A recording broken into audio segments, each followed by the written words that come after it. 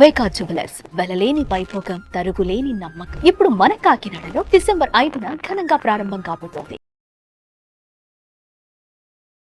నమస్కారం రవీంద్రనాథ్ ఠాగూర్ గారు. నమస్తే అండి శ్రీ గారు. సార్, రీసెంట్గా మనం చేసిన ఏదైతే తల్లి ఆస్తిలో కూతురికి హక్కు ఉంటుందా అన్న ఎపిసోడ్ చాలా మంచి రెస్పాన్స్ అయితే రావడం జరిగింది. అండ్ అందులో భాగంగానే అందులో ఒక కమెంట్ కూడా రాశారు సార్. ఆ కమెంట్లో వాళ్ళు సొల్యూషన్ ఎక్స్పెక్ట్ చేస్తున్నారు. ఒకసారి ఆ కమెంట్లో ఏం రాశారో నేను ఒకసారి చదివి వినిపిస్తాను. దానికి మనం ఎలాంటి సొల్యూషన్ ఇవ్వచ్చో ఒకసారి మీరు చెప్పండి. తప్పనిసరిగా అండి. నాకు నా భార్యకి కలిపి కొంత ఆస్తి ఉండేది. వయసు అయిపోయిందని మా ఇద్దరి పిల్లలకి సమానంగా పంచుతూ గిఫ్ట్ డీడ్ చేశాము. అందులో ప్రస్తుతం మేము ఉంటున్న ఇల్లు కూడా ఉంది. గిఫ్ట్ ఇచ్చిన 4 సంవత్సరాలు అయ్యింది. మా పిల్లల మధ్య మనస్పర్ధాల వల్ల మమ్మల్ని పట్టించుకోవడం లేదు. మాకు ఇదంతా చాలా ఇబ్బందిగా మారింది. మేమిచ్చిన గిఫ్ట్ మళ్ళీ తిరిగి తీసుకునే ఆప్షన్ ఉంటుందంటారా అని అడుగుతూ ఉన్నారు సార్. అంటే ఇచ్చిన గిఫ్ట్ని మళ్ళీ వాళ్ళు తీసుకోవాలి అనుకుంటున్నారు. అలా ఆప్షన్ ఉంటుందా sir? Option transfer of property act అనే కింద, అంటే ప్రాపర్టీ ఇంతకుముందు తమ పిల్లలకి రాసిచ్చారు. తర్వాత పిల్లలకి మనస్పర్ధల కారణంగా వీరు ఉంటున్న హౌస్కి సంబంధించి పిల్లల మధ్య స్పర్ధలు అయితే వస్తున్నాయి కాబట్టి ఈ ప్రాపర్టీని వెనక్కి తీసుకోవచ్చా అన్నది మీ క్వశ్చన్, అంతే కదండి శ్రీ గారు? అవును సార్, అవును. ఎగ్జాక్ట్లీ. సో యాక్చువల్గా ఒకసారి గిఫ్ట్ డీడ్ చేసిన తర్వాత ప్రాపర్టీ రివొకేషన్ తీసుకోవచ్చా తీసుకోకూడదా అన్నది కొన్ని సందర్భాలను బట్టి ఉంటుంది. ఓకే. ముఖ్యంగా ఏదైతే గిఫ్ట్ డీడ్ అని మనం రాసుకుంటామో ఇది 1908 ప్రకారం, అంటే రూల్ ప్రకారం ప్రతి ప్రాపర్టీని గిఫ్ట్ డీడ్ని కూడా సేల్ డీడ్ రిజిస్ట్రేషన్ చేయాల్సిన అవసరం అయితే ఉంటుంది రిజిస్ట్రేషన్ ఆఫీసులో. సో ఒకసారి గిఫ్ట్ డీడ్ చేసిన తర్వాత మనం ఆ ప్రాపర్టీని వెనక్కి తీసుకోలేము. ఏ సందర్భాల్లో తీసుకోవచ్చు అన్నది ఎలా అంటే, మనం ప్రాపర్టీ డాక్యుమెంట్ మనం రాసుకునే క్రమంలో అక్కడ కొన్ని సంఘటనలు, అంటే ఇప్పుడు మనం ప్రాపర్టీ ఇస్తున్నాము అని చెప్తూ కొన్ని క్లాజెస్ పెట్టామనుకోండి, అందులో ఆ క్లాజెస్ ప్రకారంగా రాసుకున్నప్పుడు మాత్రమే ప్రాపర్టీని వెనక్కి తీసుకునే అవకాశం ఉంటుంది. అంటే ఇది నేను ఈ ప్రాపర్టీని ఇస్తున్నాను కానీ ఈ సందర్భాల్లో మిస్యూజ్ జరిగిన, లేకపోతే నేను సీనియర్ సిటిజన్ కాబట్టి నా కుటుంబ పోషణ భారం వీటికి సంబంధించి మీరు కరెక్ట్గా మెయింటెనెన్స్ చేసుకోలేకపోయినా, అంటే ఉదాహరణకి చాలామంది పిల్లలకి రాస్తారు ప్రాపర్టీ రాయమని చెప్పి, రాసిన తర్వాత పిల్లలు ఆ ప్రాపర్టీ తీసుకొని మిస్యూజ్ చేసే అవకాశం ఉంటుంది. ఇప్పుడు మీరు చెప్పిన క్వశ్చన్లో భాగంగా, అంటే ఈ ప్రాపర్టీ నేను ఇస్తున్నాను మీకు, నేను నా యొక్క పోషణ, నా యొక్క భారం, నా యొక్క మెడిసిన్స్, ఈ ఖర్చులన్నీ కూడా కరెక్ట్గా ఉన్నప్పుడే ఈ డాక్యుమెంట్ అవుతుంది. లేకపోతే ఏ క్షణమైనా మరలా నేను రివోకేట్ చేసుకోవచ్చు, నేను వెనక్కి తీసుకోవచ్చిన క్లాజ్ అన్నది తప్పనిసరిగా ఆ డాక్యుమెంట్లో మెన్షన్ చేయాల్సిన పరిస్థితి ఉంటుంది. అటువంటి సందర్భంలో మాత్రమే గిఫ్ట్ డీడ్ అనేది చెల్లుబాటు, అంటే గిఫ్ట్ డీడ్ యాక్సెప్టబులే కానీ గిఫ్ట్ డీడ్ మరలా వెనక్కి తీసుకునే అవకాశం ఉంటుంది అటువంటి సందర్భంలో మాత్రమే. ఇది ఇంపార్టెంట్ పాయింట్. అట్లాంటివి ఏమీ మెన్షన్ చేయకుండా మనం మామూలుగా ఫేర్గా రాసుకొని ఇబ్బందులు వచ్చేసాయంటే ఆ గిఫ్ట్ని క్యాన్సిల్ చేసుకునే అధికారం అయితే వీళ్ళకు ఉండదు. కానీ ఇది కోర్టుకు మాత్రమే అధికారం ఉంటుంది. ఏ షరతులకు లోబడి ఉంటుంది నేను మీకు వివరించే ప్రయత్నం చేస్తాను. ఇక్కడ ఒక ప్రాపర్టీని గిఫ్ట్ డీడ్ చేస్తునేటప్పుడు ఎటువంటి రూల్స్ అండ్ రెగ్యులేషన్స్ పాటించాలి, ముఖ్యంగా ఏ ప్రాపర్టీ అయితే రాస్తున్నాం, స్థిర చరాస్తులకు సంబంధించి కూడా నేను చెప్తున్నాను. బంగారం కావచ్చు, గోల్డ్ కావచ్చు, వీటిని కూడా రాస్తారు యాక్చువల్గా ప్రాపర్టీస్ కింద. సో ఈ ప్రాపర్టీ రాసుకునేటప్పుడు ముఖ్యంగా గుర్తుపెట్టుకోవాల్సింది ఆ ప్రాపర్టీ తన సొంతమైన ప్రాపర్టీ అయి ఉండాలి. ఇది ఫస్ట్ పాయింట్. ఎవరైతే రుణదాత ఇస్తున్నారో, రుణదాత రుణగ్రహీత నిద్ర ఉంటారు అక్కడ. తీసుకున్న వాళ్ళు, గిఫ్ట్ ఇస్తున్న వాళ్ళు, గిఫ్ట్ తీసుకున్న వాళ్ళు, గిఫ్ట్ తీసుకున్న వాళ్ళు, ఇస్తున్న వాళ్ళు కూడా ఖచ్చితంగా ఆ ప్రాపర్టీ తన సొంతమైన ఆస్తి అని ప్రూవ్ చేసుకోవాల్సిన అవసరం ఉంటుంది. తన ఏంటంటే వారసత్వంగా వస్తున్న ఆస్తి కానీ, లేకపోతే ఇతరుల యొక్క ఆస్తి కానీ, అందులో పలానా ప్రాపర్టీలో నాకు షేర్ ఉంది కాబట్టి ఆ ప్రాపర్టీ నీకు రాసిస్తున్నానంటే కుదరని పని. ఈరోజు మనం అందజేస్తున్నప్పుడు ఏ ప్రాపర్టీ అయితే నేను గిఫ్ట్ ఇస్తున్నానో, ఈరోజు ఏదైతే రిజిస్ట్రేషన్ చేస్తున్నానో, రిజిస్ట్రేషన్ చేస్తున్నటువంటి డేట్కి తప్పనిసరిగా నాకు దాని మీద పూర్తి హక్కు ఉండాలి. అటువంటి సందర్భంలో మాత్రమే గిఫ్ట్ డీడ్ చెల్లుబాటు అవుతుంది. 2, ఎవరైతే ప్రాపర్టీ తీసుకుంటున్నారో గ్రహీత అతను కూడా ఆ ప్రాపర్టీ తన అంగీకారం తెలపాలి, నేను తీసుకుంటున్నాను అన్న విషయం కూడా అతను యాక్సెప్టెన్స్ ఇవ్వాలి.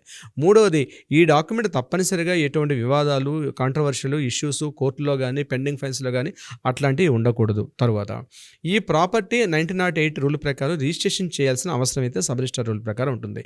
అయితే ఈ ప్రాపర్టీ ఏదైతే ఇస్తున్నారో ఈ ప్రాపర్టీకి ముందుగా ఒక న్యాయవాది యొక్క సలహా తీసుకుంటే ఆ పూర్తి డిస్కషన్స్ అన్ని చేస్తే ఎలా డ్రాఫ్టింగ్ చేయాలి అన్నది 100% అతను రాస్తేనే మీకు ఫ్యూచర్లో ఆ డాక్యుమెంట్ని క్యాన్సిల్ చేసుకోవాలనుకున్న, రివొకేషన్ మళ్ళీ వెనక్కి తీసుకోవాలనుకున్న అధికారం ఉంటుంది. 2 రకాలు ఉంటాయి, రద్దు చేసుకోవచ్చు. రెండవది ఏంటంటే మళ్ళీ వెనక్కి తిరిగి తీసుకోవడం. ఈ ప్రక్రియ అనేది మీ అవసరాన్ని బట్టి, అవకాశాన్ని బట్టి మీరు డాక్యుమెంట్లో రాసుకుంటేనే అవకాశం ఉంటుంది, లేకపోతే దీన్ని చేసే అవకాశం చాలా తక్కువ. ఇక ఇంకో పాయింట్, ఇంపార్టెంట్ పాయింట్ అంటే అది స్థిరాస్తా, చరాస్తా, గోల్డ్ ఇస్తున్నామా, ఆభరణాలు ఇస్తున్నామా, లేకపోతే ఆ ప్రాపర్టీ ఎక్కడ, డీటెయిల్స్ కూడా పూర్తిగా క్లియర్గా ఉండాలి. ఏ డాక్యుమెంట్ అయితే ఇస్తున్నామో దానికి సంబంధించిన సపోర్టింగ్ డాక్యుమెంట్, మదర్ డాక్యుమెంట్ అంటారు, మదర్ డాక్యుమెంట్ కూడా దాంతోపాటు యాడ్ చేయాల్సి వస్తుంది. వితౌట్ మదర్ డాక్యుమెంట్ లేకుండా ఎప్పుడో డాక్యుమెంట్ లేదంటే నేను చేస్తుంటే కుదరదు. మీరు ఖచ్చితంగా ఆ డాక్యుమెంట్ తాలూకా మదర్ డాక్యుమెంట్ కూడా పెట్టాల్సి వస్తుంది. ఇక్కడ మన తెలంగాణ, ఆంధ్రప్రదేశ్ రాష్ట్రాల్లో ఫ్యామిలీ మెంబర్స్గా చేసుకునేటప్పుడు స్టాంప్ డ్యూటీ మనం కడతాం. మిగిలిన వాళ్ళతో గిఫ్ట్ డీడ్ అంటే యాక్చువల్గా సేల్ డీడ్ చేసేటప్పుడు మనకి 7.5% మనకి ట్యాక్స్ ఉంటుంది స్టాంప్ డ్యూటీ. అది గిఫ్ట్ డీడ్లో తీసుకుంటే తెలిసి 3% అనుకుంటాను, 3.5% ఉంటుంది. సో ఫ్యామిలీ మెంబర్స్ చేసేటప్పుడు స్టాంప్ డ్యూటీ అనేది తక్కువ ఉంటుంది. మిగిలిన వాళ్ళకి మనం ఎవరికైనా అదర్ దాన్ కుటుంబ సభ్యులు కాకుండా మనం ఎవరికైనా దాన్ని గిఫ్ట్ డీడ్ చేసేటప్పుడు దాని కాస్ట్ ఎక్కువగా ఉంటుంది. ఇంకొకటి, మనం సంస్థకి ఇస్తున్నామా, వ్యక్తులకు ఇస్తున్నామా, ఆ సంస్థలకు సంబంధించినటువంటి ఆ పాన్ కార్డ్స్ కానీ, ఆధార్ కార్డ్స్ కానీ అన్నీ కూడా మనం సబ్మిట్ చేయాల్సి వస్తుంది. సంస్థల ప్రకారం అయితే వ్యక్తిగతంగా చేసినా సరే ఆ డీటెయిల్స్ అన్నీ కూడా ఇవ్వాల్సి వస్తుంది. ఈ డాక్యుమెంట్ రాసుకునే ప్రక్రియలోనే పూర్తిగా డీటెయిల్స్ అన్ని మెన్షన్ చేయాలి. మనం ఏ పరిధిలో చేస్తున్నాం. ఇప్పుడు నేను చెప్పాను, మీరు ఇంత క్వశ్చన్ వేసినట్టుగా సీనియర్ సిటిజన్స్ అయ్యే క్రమంలో అయితే మాత్రం తప్పనిసరిగా ఏ క్లాస్ ప్రకారం నేను మళ్ళీ వెనక్కి తీసుకుంటాను అన్న క్లాస్ ఉన్నప్పుడు మాత్రం మెన్షన్ చేయాలి. అప్పుడు మాత్రం ఉంటుంది.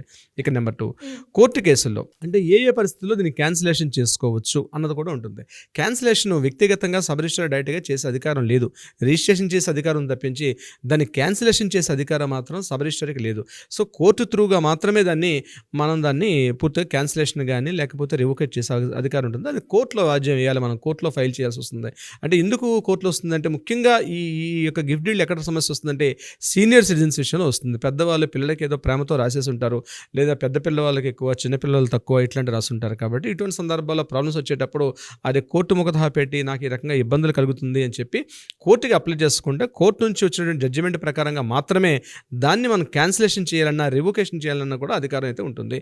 సో వితౌట్ అనే కోర్టు గైడెన్స్ లేకుండా దీన్ని అయితే చేసే అధికారం అయితే ఉండదు శ్రీ గారు. సో అందుకనే నేను ఏం చెప్తానంటే ముఖ్యంగా గిఫ్ట్ డీడ్స్ రాసుకునేటప్పుడు ఒక న్యాయవాది సలహా సంప్రదింపులకు చాలా అవసరం, కంపల్సరీ. ఇక్కడ మనం ఫ్యామిలీ మెంబర్స్కి ఇస్తున్నామా, బయట వాళ్ళకి ఇస్తున్నాం ఇంపార్టెంట్. ఫ్యామిలీ మెంబర్స్కి స్టాంప్ డ్యూటీ తక్కువ అవుతుందని చెప్పి మనం వేరే అదర్స్ అండ్ పర్సన్స్ని కూడా మన ఫ్యామిలీ మెంబర్ అని సూచిస్తూ కూడా చేసే కొన్ని దృష్టాంతాలు, కొన్ని ఎగ్జాంపుల్స్ కూడా మాకు వచ్చాయి. కానీ అట్లాంటి చాలా ఇబ్బందుల్లో పడతారు. అప్పుడు టోటల్ ప్రాపర్టీ కూడా ఇంజక్షన్ పిటిషన్లో టోటల్ ప్రాపర్టీ కూడా హోల్డ్ అయ్యే అవకాశం ఉంటుంది. కాబట్టి మీరు డెఫినెట్గా దాన్ని ఏ రకంగా రాస్తున్నారు, ఏ సందర్భాన్ని రాస్తున్నారు, ఆ యొక్క డీటెయిల్స్ కూడా మెన్షన్ చేసుకుంటే మంచిది. బట్ నేను చెప్పేది అంటే ముఖ్యంగా సీనియర్ సిటిజన్స్ మీ పిల్లల మీద ఎంత ప్రేమ ఉండేటప్పుడు కూడా ఈ క్లాజ్ మెన్షన్ చేసుకోండి. అప్పుడే మీరు సేఫ్ జోన్లో ఉండే అవకాశం ఉంది. ఎంత ప్రేమ మీ కొడుకే కావచ్చు, కూతురే కావచ్చు, కానీ ఈ క్లాజ్ మెన్షన్ చేయాలి. ఎందుకు మళ్ళీ నన్ను ఒకవేళ మెయింటైన్ చేయకపోతే ఈ ప్రాపర్టీ వెనక్కి తీసుకుంటాను గిఫ్ట్ డీడ్ చేసేటప్పుడు ఆ క్లాజ్ మెన్షన్ చేస్తేనే అవకాశం ఉంటుంది. అంటే ఇప్పుడు మనం చూసుకున్నట్లయితే ఇప్పుడు మనం అడిగిన ప్రశ్నలో సమాధానం వాళ్ళు ఈ క్లాజ్ అన్నది మెన్షన్ చేశామో లేదా అని చెక్ చేసుకుంటే ఒకవేళ మెన్షన్ చేస్తే వాళ్ళు తీసుకునే ఆప్షన్ ఉంటుందంటారు. అంతేనండి. ఆ క్లాజ్ ఉంటేనే తీసుకునే అవకాశం ఉంటుంది. ఆ క్లాజ్ మెన్షన్ చేయకుండా గిఫ్ట్ డీడ్ వస్తే 80% వెనక్కి తీసుకునే అధికారం అయితే లేదు దీనికి సంబంధించి. అండ్ అలాగే సార్ గిఫ్ట్ డీడ్ ఎవరెవరికి ఇచ్చే ఆప్షన్ ఉందంటారు సార్? గిఫ్ట్ డీడ్ ఎవరికైనా ఇవ్వచ్చండి. కుటుంబ సభ్యులకి ఇవ్వచ్చు, బయట వాళ్ళకి ఇవ్వచ్చు. అది ఖచ్చితంగా అది తన స్వార్జితమైనటువంటి ఆస్తి ఉండాలి. ప్రాపర్టీ మనకి ఏన్షియల్ ప్రాపర్టీ అంటే మనకు పూర్వీకుల నుంచి వచ్చే ఆస్తిని మాత్రం గిఫ్ట్ డీడ్ చేసే అధికారం లేదు. ఒకవేళ మీరు ఆ మొత్తం పార్టిషన్స్ అయిపోయిన తర్వాత ఆ ప్రాపర్టీ పార్టిషన్ డీడ్ అయిన తర్వాత అప్పుడు మీరు ఇచ్చుకునే అధికారం ఉంటుంది. కానీ గిఫ్ట్ డీడ్లో అప్పుడు పార్టిషన్స్ అయినా సరే మళ్ళీ మీ కుటుంబ సభ్యుల యొక్క సంతకాలు కంపల్సరీ అవసరం. మీ పిల్లలు, మీ ఆడపిల్లలు ఉంటే ఆడపిల్లలు, చిన్న మీ ఇంట్లో ఉన్న ఎవరైనా వాళ్ళ యొక్క సమ్మతి అవసరం. లేకపోతే అది కూడా మీకు గిఫ్ట్ ఇచ్చే అధికారం లేదు. కాబట్టి తప్పనిసరిగా గిఫ్ట్ డీడ్ ఇచ్చేటప్పుడు ముందు గుర్తుపెట్టుకోవాల్సింది మీ స్వార్జితమైన మీరు ఓన్గా మీ ఓన్ ప్రాపర్టీ, అది మనకి మీ ఓన్ ప్రాపర్టీ మాత్రమే మీరు ఇవ్వగలుగుతారు తప్ప మీరు మిగిలిన ప్రాపర్టీని గిఫ్ట్ డీడ్ చేసే అధికారం లేదు. Anyways great information sir. So మరి అలాగే ఎవరికైనా కూడా లీగల్ పరంగా, ఆస్తి పరంగా ఎలాంటి ఇష్యూస్ ఉన్నా కూడా మాకు లీగల్గా గైడెన్స్ కావాలి అనుకునే వాళ్ళు కావచ్చు, లేదు అంటే ప్రీ మ్యారిటల్ కౌన్సిలింగ్ గురించి ఎవరైనా కూడా, అంటే మా ఇద్దరికి రిలేషన్షిప్ జర్నీ బాగానే ఉంటుందా, మేము పెళ్లి చేసుకోబోతున్నాం, ఈవిడ నాకు సెట్ అవుతుందా, ఇలాంటి రకరకాల ఇష్యూస్ అయితే మనం చూస్తూ ఉన్నాము. అండ్ చాలా వరకు ఎక్కువగా డివోర్స్ చూస్తూ ఉన్నాం. అలా కాకుండా ఉండడానికి ఒక మంచి జర్నీని మేము తీసుకెళ్ళాలి ముందుకు అనుకునే వాళ్ళు ఎవరైనా కూడా ప్రీ మ్యారిటల్ కౌన్సిలింగ్ గురించి కావచ్చు, లేదు అంటే ఆస్తిలో ప్రాపర్టీ ఇష్యూస్ గురించి ఒక లీగల్ అడ్వైస్ కావాలి అంటే ఏ రకంగా మిమ్మల్ని అప్రోచ్ అయ్యే ఛాన్స్ ఉందంటారు sir? Very interesting question Sri గారు. చాలామంది ఈ మధ్యకాలంలో పెరిగిన టెక్నాలజీ అనుగుణంగా ఈ చాట్ జీపీటీ కావచ్చు, లేకపోతే మోడర్న్ టెక్నాలజీ ఉపయోగించి కూడా దీనికి లాయర్‌తో సంబంధం ఏముంది? డ్రాఫ్టింగ్ మనమే చేసేసుకోవచ్చు కదా! మనం అడిగిన క్వెషన్స్ అన్ని పెడితే మనకి చాట్ జీపీటీ ఇస్తుందని చెప్పి డ్రాఫ్టింగ్ చేసి కూడా తర్వాత లీగల్ ఇష్యూస్ వచ్చిన అవకాశాలు చాలా ఉన్నాయి. మెడికల్ ఒకటి, లీగల్ ఈ 2 కూడా గుర్తుపెట్టుకోండి. ఎట్టి పరిస్థితుల్లో కూడా మన సొంత పరిజ్ఞానంతో డాక్యుమెంట్లు రాయకూడదు. ఈవెన్ దో చాట్ జీపీటీలో అయినా సరే. ఎందుకంటే చిన్న అంటే పర్సన్ టు పర్సన్ కూడా మారిపోతుంది. అదే మెడిసిన్ ఇప్పుడు డాక్టర్ గారు ఏం చేస్తారు? మెడిసిన్ ఒకటే, డోసేజ్ మారుస్తారు. అదేవిధంగా లీగల్ విషయంలో కూడా ఏంటంటే ఇష్యూ ఒకటే కానీ పర్సన్ టు పర్సన్ చిన్న మైల్యూట్ చేంజెస్ ఉంటాయి. అది వ్యక్తిగతంగా మీరు పర్సన్ టు పర్సన్ కూర్చొని రాసేటప్పుడే ఆ డాక్యుమెంటేషన్లో ఏవి యాడ్ చేస్తే బాగుంటుంది, ఏది కట్ చేస్తే బాగుంటుంది. ఇప్పుడు ఉదాహరణకి మనం రాసుకున్న ఈ డ్రాఫ్ట్ యాస్టీస్గా అది కోర్టులో ఉంటుందంటే కోర్టులో ఉండే అవకాశం తక్కువ.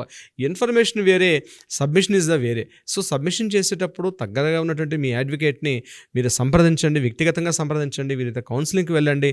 డ్రాఫ్టింగ్ రాసేటప్పుడు ఎందుకంటే మేము ఈ మధ్యకాలంలో కొన్ని కేసెస్ చూస్తున్నాం, డ్రాఫ్టింగ్లో ప్రాబ్లమ్స్లో కూడా ఇరుక్కుపోయిన వాళ్ళు చాలామంది ఉన్నారు. ముఖ్యంగా ఈ నేను క్రిటిసైజ్ చేస్తున్నాను కాదు కానీ సాఫ్ట్వేర్ ఎంప్లాయీస్ వాళ్ళు ఈ ముఖ్యంగా ఈ 25-30 ఇయర్స్ మ్యారిటల్ కౌన్సిలింగ్ మీరు ఎలా అయితే అడిగారో తెలియకుండానే ఏదో డ్రాఫ్ట్లు చేసేసుకొని రాసుకుంటున్నారో తర్వాత లీగల్ వచ్చే కాన్సిక్వెన్సెస్కి చాలా ఇబ్బందులు పడుతున్నారు. సో నా విజ్ఞప్తి ఏంటంటే మీరు ఏదైనా ప్రాబ్లం ఉండేటప్పుడు డెఫినెట్గా మీరు ఒక అడ్వకేట్ని సంప్రదించండి. మీరు అనుకున్నట్టుగా డ్రాఫ్టింగ్ చేస్తారు, సలహా ఇస్తారు, సంప్రదింపులు ఉంటుంది. So is in the technical support compulsory అవసరం. మనం ఎంత నాలెడ్జ్ ఉన్నప్పటికీ కూడా టెక్నికల్గా మనం తెలుసుకోవడం ఇంపార్టెంట్. మీరు అడిగినట్టుగా ఈ లీగల్ ప్రీ మ్యారిటల్ కౌన్సిలింగ్ కూడా మనం ఇస్తున్నాం. చాలా సక్సెస్ఫుల్గా రన్ అవుతుంది ప్రీ మ్యారిటల్ కౌన్సిలింగ్ కూడా. అంటే మ్యారేజ్ చేసుకునేటప్పుడు వ్యక్తిగతంగా ఇష్టాలు, అభిరుచులు ఇవన్నీ అనుగుణంగా మనం లవ్ చేసుకోవడానికి కౌన్సిలింగ్ అవసరం లేదు. బట్ మ్యారేజ్ చేసుకోవడానికి కౌన్సిలింగ్ అవసరం. లవ్ అన్నది మీకు ఇన్ఫాక్చుయేషన్, ఆకర్షణ, రకరకాల మీ క్వాలిఫికేషన్స్, మీ ఇష్టాలు, అభిరుచుల దగ్గర అయితే లవ్ చేసుకోవచ్చు. లవ్ చేయడానికి కౌన్సిలింగ్ అవసరం లేదండి. బట్ అది మీరు లవ్ను మళ్ళీ మీరు ఒక లైఫ్లోకి మార్చుకోవాలి, ఒక లైఫ్ ట్రాక్లోకి వెళ్ళాలంటే డెఫినెట్గా కౌన్సిలింగ్ అవసరం. ఎందుకంటే మీరు కరెక్ట్గా ఇన్ టైంలో దారిలో వెళ్ళకపోతే ఒక యాజ్ అ ఫ్రెండ్గా ఉండడం వేరు, ఒక లైఫ్లో పార్ట్నర్గా ఉండడం వేరు. So life partner is very different. మీకు ఫ్రెండ్గా ఉండడం different. So pre marital counselling మనం చాలా చక్కగా ఇస్తున్నాం. మనం చాలా జంటలు ఈరోజు మ్యారేజ్ చేసుకొని హ్యాపీ లైఫ్ని డీల్ చేస్తున్నారు కాబట్టి అది కూడా మనం చేస్తున్నాం. సిరి గారు, ఎలా మిమ్మల్ని అప్రోచ్ అవ్వాలి సార్? ముఖ్యంగా ఈ కింద స్క్రోల్ అవుతున్న నెంబర్ ఏదైతే ఉందో దానికి మీరు కాంటాక్ట్ చేయగలిగితే ఇమీడియట్గా అటువంటి సలహా సంప్రదింపులు కావాలనుకుంటే ఇమీడియట్గా మీ ఫోన్ లిఫ్ట్ చేసి మీ కాల్ డైల్ చేసి కింద కాంటాక్ట్ నెంబర్ చేయండి.